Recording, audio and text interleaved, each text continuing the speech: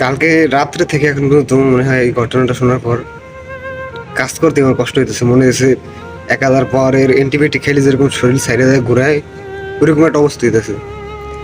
এক লগে কাজ করছি প্লাস প্রায় 16 মাস, 16-17 মাস। কিছুদিন আগে মেডিকেল করেছি এক লগে বসে খাইছি। আমার কত কিছু খাওয়াইলো, সে বেটা কালকে মারা গেছে। আল্লাহ, মানুষের জীবন কতটা অল্প সময়ের জন্য পৃথিবীতে আহে, আর কত অহংকার করি আমরা। তো মাটির সাথে আমাদেরকে মিশে দিতে হবে।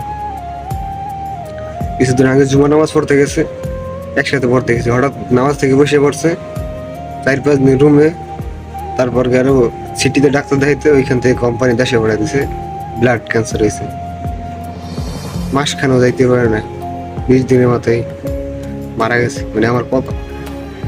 আমার কথা হইতাম কষ্ট হইতেছে জিনিসটা নিয়ে। আমার চিন্তা করতে খারাপ লাগে যে কি জীবন।